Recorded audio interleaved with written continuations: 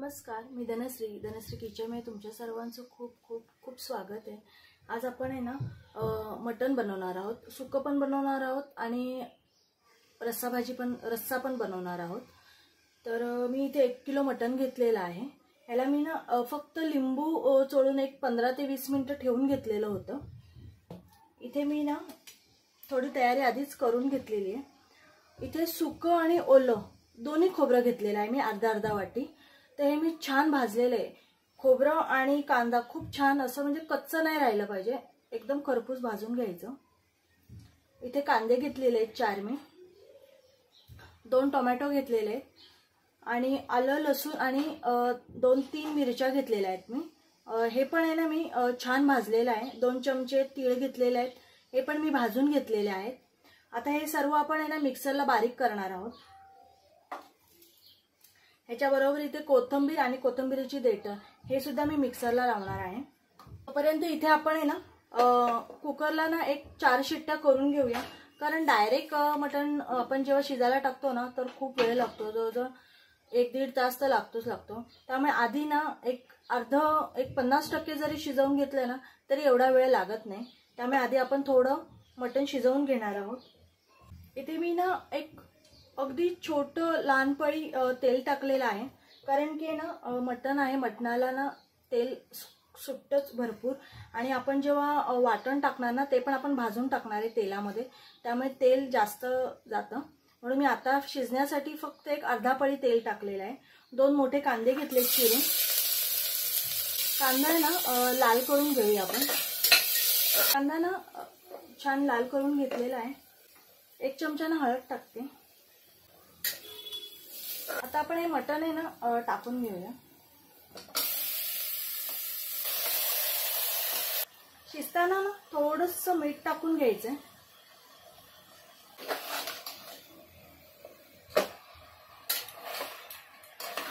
इथे ना 2 ते 3 मिनिटं झालीत, मी छान आहे ना गरम करून घेतलेलं आहे।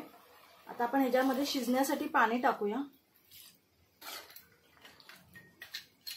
कुकरचं झाकण लावून आहे ना ह्याच्या एक 4 शिट्ट्या काढून घेऊया आपण। इथे ना माझ्या कुकरच्या 4 शिट्ट्या होत होत्या ना, तोपर्यंत मी इथे भाकऱ्या करून घेतलेल्या आहेत। कुकरच्या 4 शिट्ट्या झालेल्या आहेत, कुकर पण थोडा थंड झालेला आहे। आता आपण फोडणी देऊन घेऊया।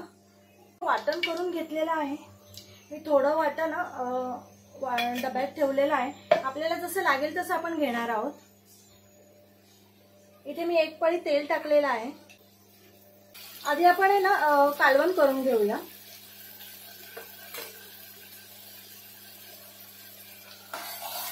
इथे जर वर पाणी लागलं ना तर मी इथे गरम पाणी पण करून ठेवलेलं आहे।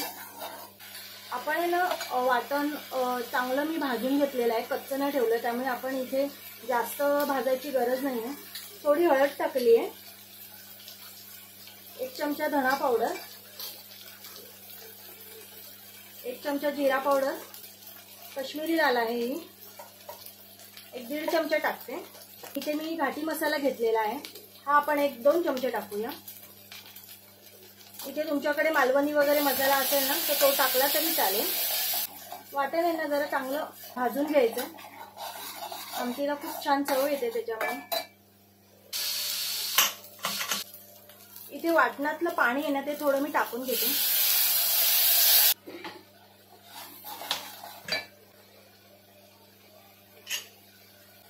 इथे वाटण आहे ना छान भाजलंय। आता आपण ह्याच्यामध्ये पाणी टाकून घेऊया मटणाचं।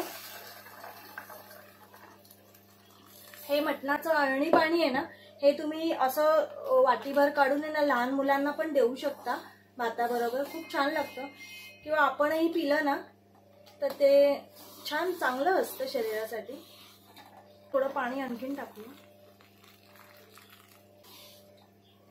इथे आपल्याला वरून पाणी टाकायला लागणार नाही असं वाटतंय मला, पण मी लागलं ना तर गरम पाणी टाका। आता हे ना आपण उकळण्यासाठी ना इकडे मी ह्या गॅसवर ठेवते आणि इथे ना सुकं मटण करून घेऊया। इथे सुकं करण्यासाठी मी इथे तेल ठेवलेलं आहे, आपण इथे वाटण टाकून घेऊया। इथे सुकं तुम्हाला ना किती प्रमाणात करायचं आहे त्यानुसार इथे वाटण टाकायचं आहे, मी एक्स्ट्रा नाही टाकलेलं आहे। याच्यात पण आहे ना एक 2 चमचे मी घाटी मसाला टाकलेला आहे,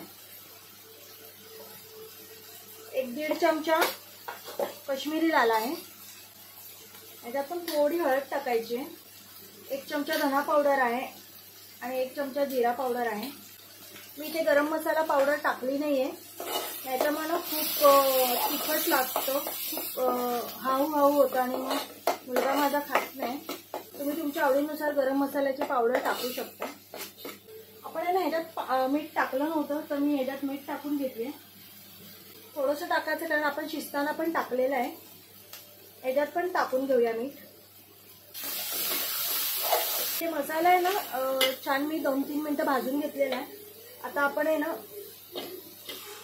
मटणाचे पीस आणि थोडा रस्सा आहे तो मी टाकून घेते. मी ना आमटीमध्ये सुद्धा मटणाचे पीस टाकलेले आहेत, थोडे थोडे टाकायचे. इथे आता वरून आहे ना थोडी कोथिंबीर टाकूया आपण. इथे आमटीत पण टाकायचे.